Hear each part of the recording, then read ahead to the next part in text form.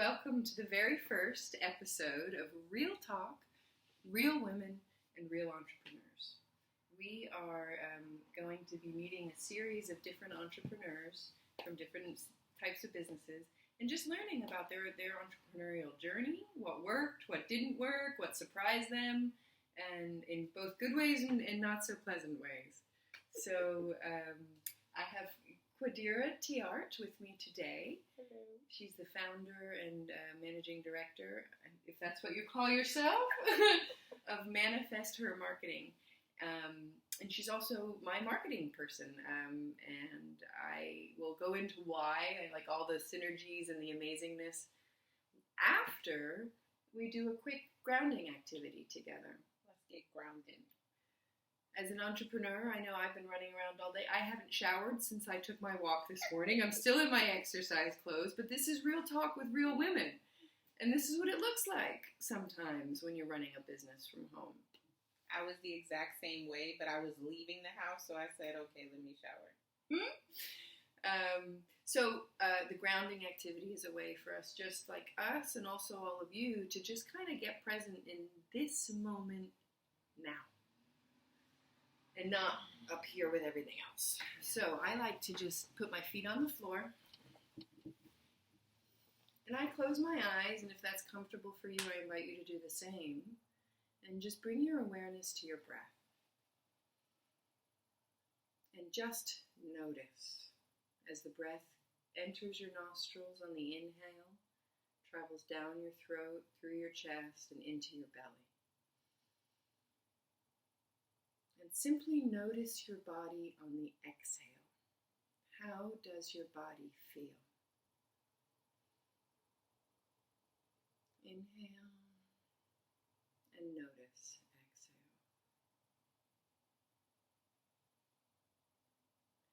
You may start to notice on your exhale, your body releases just a little bit of tension on each exhale.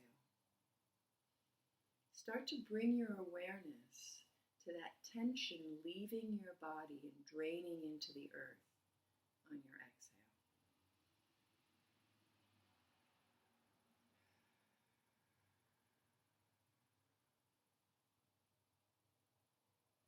Notice as your attention drops down from your head to your body.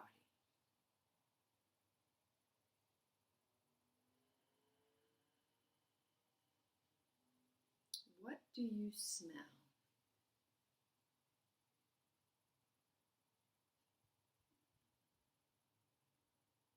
What do you feel underneath your hands?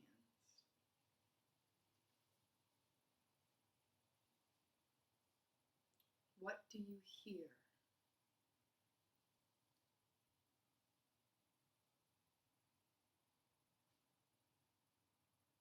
What do you see with your inner sight?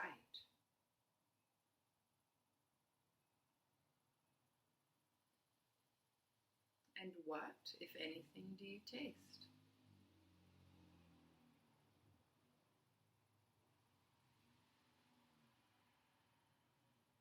Let's take another deep breath in our nostrils, down our throat, into our belly. Exhaling, allow any tension just to seep into the floor, into the earth. And when you're ready, gently open your eyes.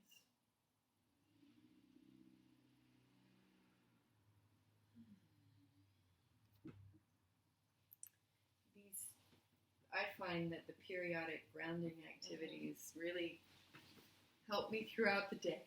Yes. Yes. That was good. I feel, when you said, what do you feel under your hands? I feel like I felt a tingling. Mm-hmm. And then we can start talking about energy, and that's a whole nother conversation. Awesome. So thank you. And thank you for being here with me. Thank you for having me. So one of the things that really blew my mind about your particular story was the age at which you got started. So do you want to first kind of introduce yourself if there was something that I didn't, that I missed? Yes. And And then just tell us your story a little bit. Okay, so my name is Quadeera, Teart, and I'm the CEO of ManifestHer Media and Marketing. And ManifestHer Media and Marketing is all about helping women get seen, be heard, increase their presence online and their sales, and creating content that scales. So, using content to scale their business. Hence why I'm working with her. Mainly we're working together because when we met, there was alignment. Right. The first conversation we had was like 2 hours, I think. It was actually. Maybe it was an hour, but it was just, the synergy was definitely there. I do remember, it was like 90 minutes or 2 hours. I remember looking at it going, whoa, okay, we gotta get off the phone. Okay.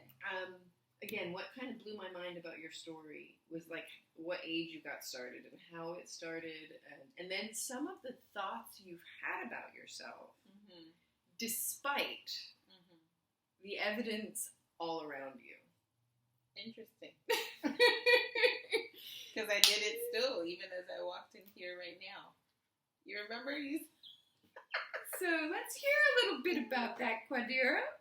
Well, I mean, I got started at age 10. Okay. Age 8, I think, is when my parents decided to start a business in our house, which was a child care center. And then age 10 is when they really got moving. And so they decided that, or they found out that they needed marketing done.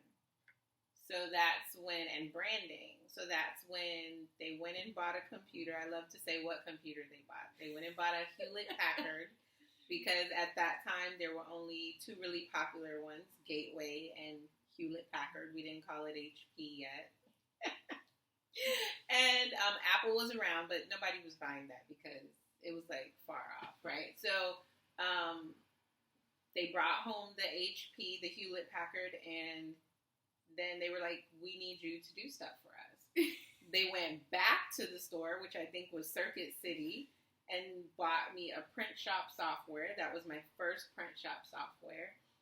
And they brought it back home again and said, we need business cards, flyers, brochures, an employee handbook.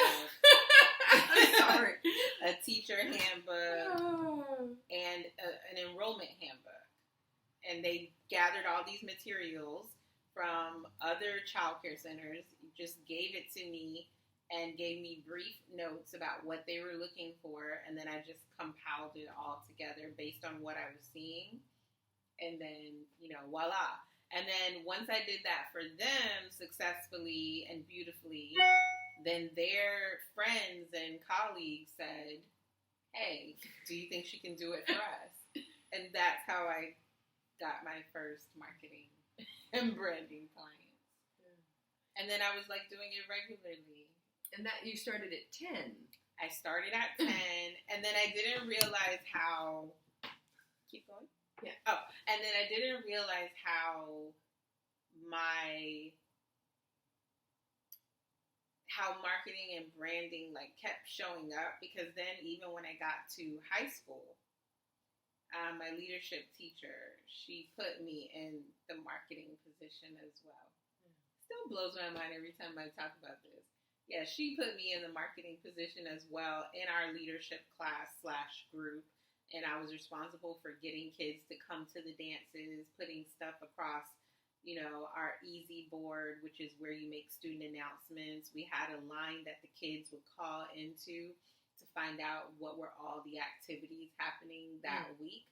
And I would have to update that every week, make it sound exciting and enticing so that they would come. It was fun. What's occurring to me right now is that these people that knew you were able to see your innate talents before you even knew to look for talents. What's so crazy about that, this is such a great conversation for me right now. What's so crazy about this, Rachel, is because I was an extremely, extremely quiet child. I didn't talk to anyone, really.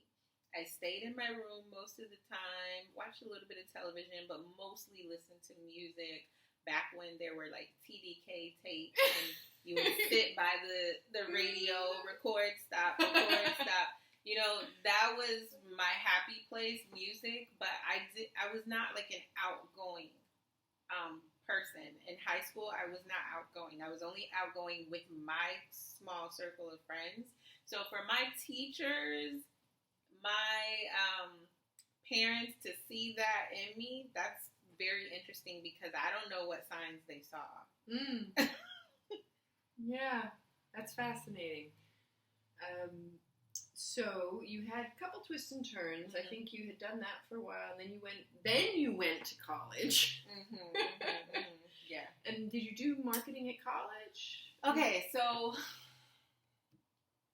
of course I've been in the education industry forever because that's what my parents got started in. But after I had my first daughter, I said to myself, who's now 13 years old, I said to myself, there has to be something more to life. Like, I felt kind of stuck. I felt like, you know, I just remember getting up one day and saying, I'm going to work again. There has to be more to life than just getting up, going to work, coming home, doing homework, making dinner, watching a little TV. I said, I can't do this. There has to be something more. Were you working for yourself at this time? I was working for my family's business. Okay. At this time. And I just said, but at that time I had also seen my mom, who was an entrepreneur, business owner, and my dad.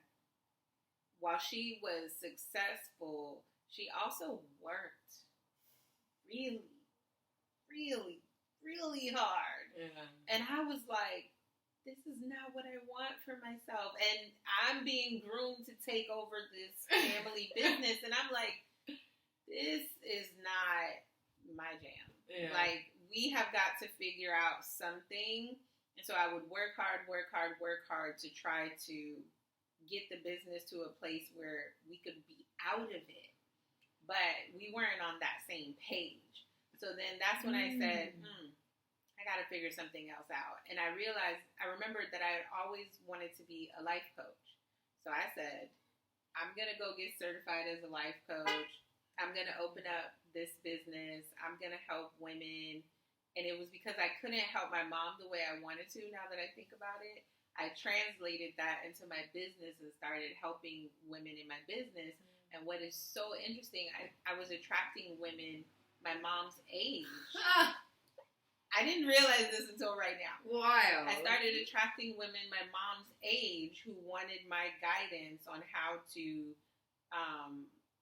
do what they wanted to do with their lives, you know, live their best life, which always turned into, I have this business that I want to be in. I want to have. Mm-hmm. So once we started coaching and working in that way, then they would get to the point where the business is open now, but Quadeera, how do I get clients? How do I get customers? How do I get attention? Yeah. So then I started helping them do marketing and branding work, which I've been doing all of my young life.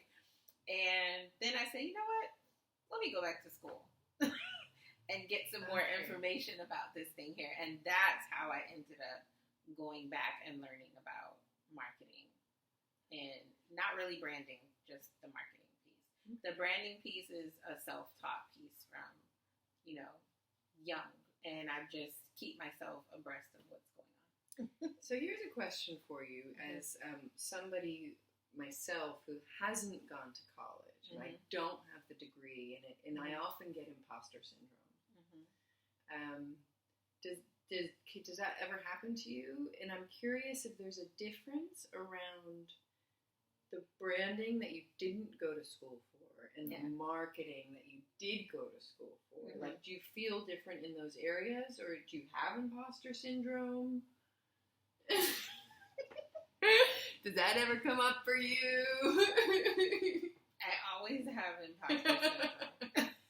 I just had imposter syndrome yesterday. Literally, I walked down the stairs and I'm walking like, and babe says, what is wrong with you? Why are you looking like your life is about to end? What's the problem? And I said, because I'm just upstairs and I can't figure anything out. And so I plopped down on the couch, and he said, please tell me what the problem is. And I said, well, I'm upstairs. I have this new service that I'm supposed to be launching this week, and I cannot get a clear vision of how to market it. I can't get a clear vision of the video commercial, of the flyer, of anything. And I said, I know what it is. It's because I'm trying to reach a new audience, and I'm thinking to myself, what if this audience doesn't find value in what I'm bringing? What if they don't, like, what if they think I'm not valuable or I'm not? I said, I don't feel worthy right now. I just stopped myself and I was like, can you just say that louder, make sure everyone hears this? I said, I don't feel worthy right now. And then he asked me a series of questions that had nothing to do with, like, worthiness or anything. Well, maybe they did, actually. He said, tell me 3 or 4 benefits of the program or of the product. Gave him that information. And then we talked a little bit more about imposter syndrome.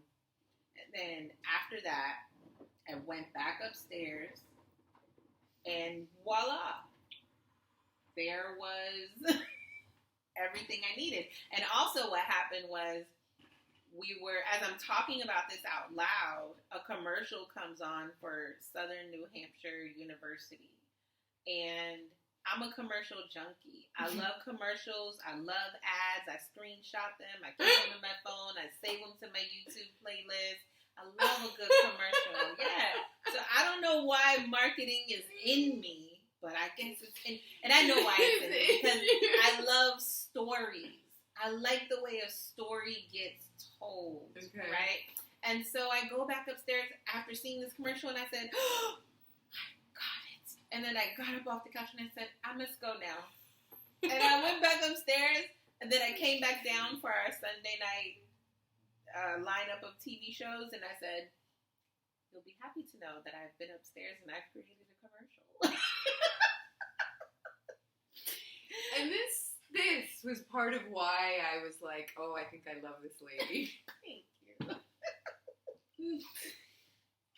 That quick turnaround, that willingness to look, to process, to admit the ickiness. Yeah.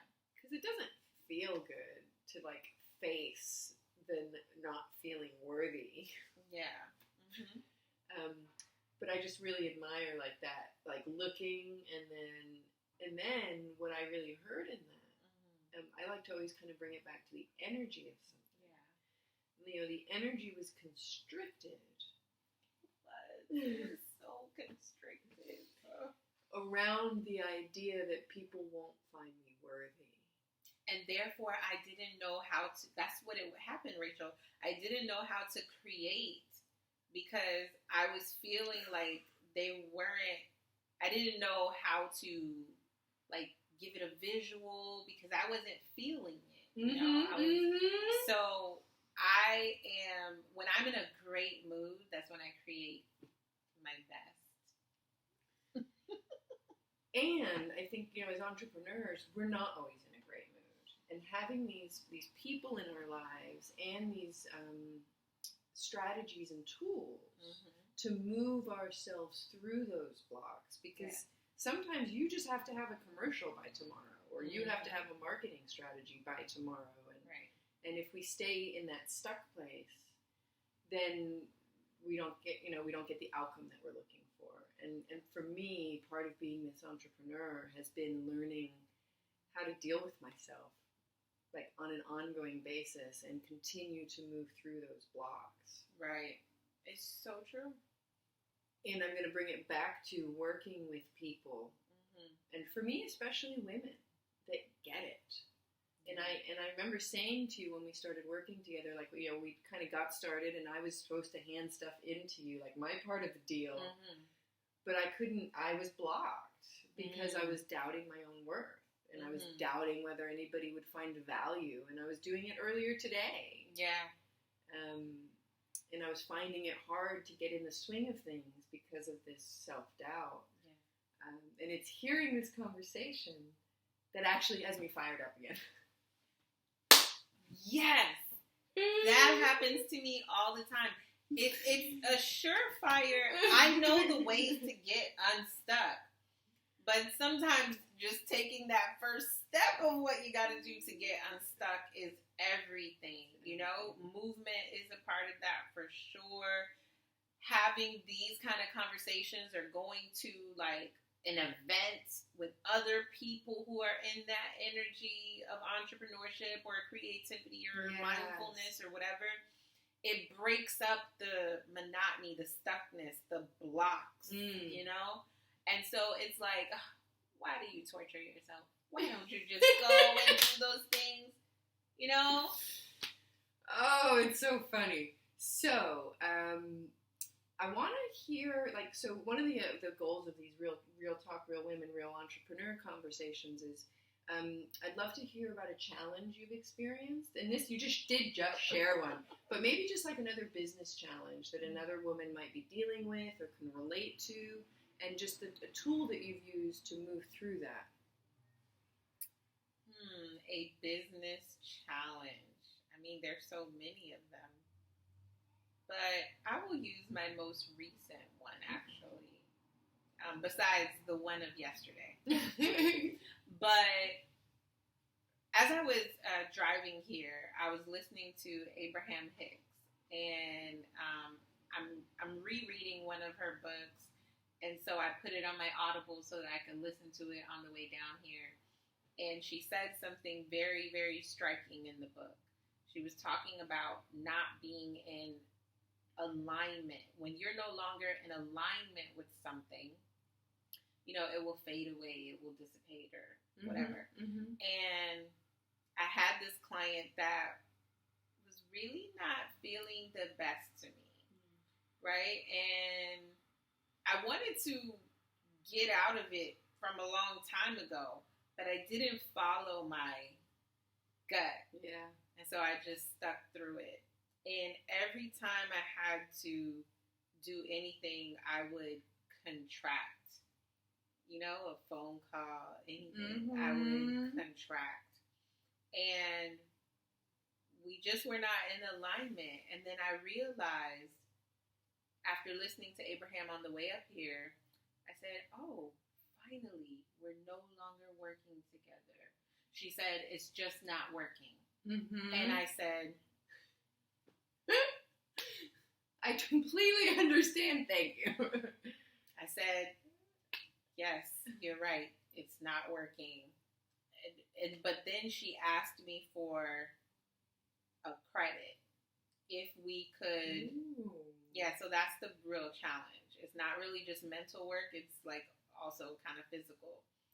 She asked if and this was our second time back around. The second time I let her come back into a contract that was already finished. The contract was finished, but because she didn't reach the outcome that she wanted in the first time because of her output, she didn't do the work that she needed to do. I said, no problem, because I want you to be happy. I want you to reach your goal. So I said, when she came back to me, I said, sure, let's go for it again. Let's try it again.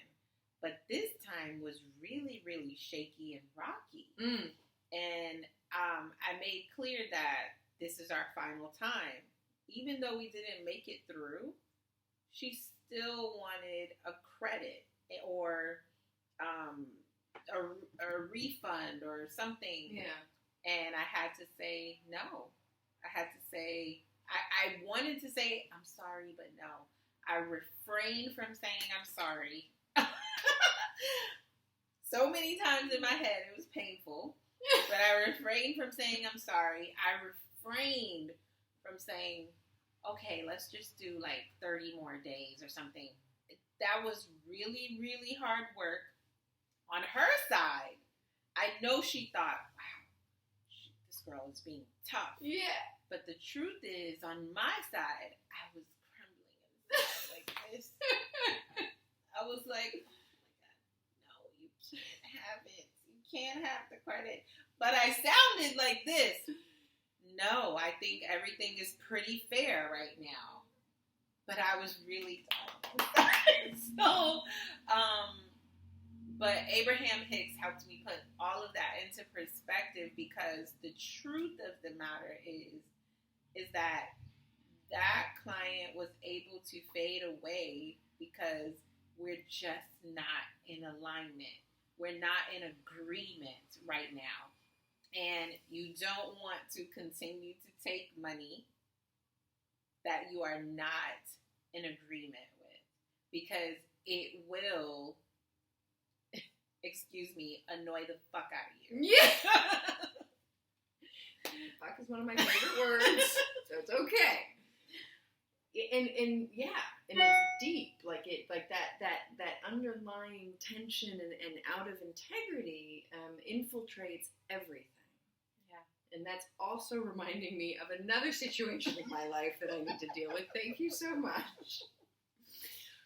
Well, I could literally talk to you for hours, and I think we'll revisit. And you're also going to be, I know, hosting one of the Lunch and Learns in the online membership, the Living the Inspired Life of an Inspired Entrepreneur membership.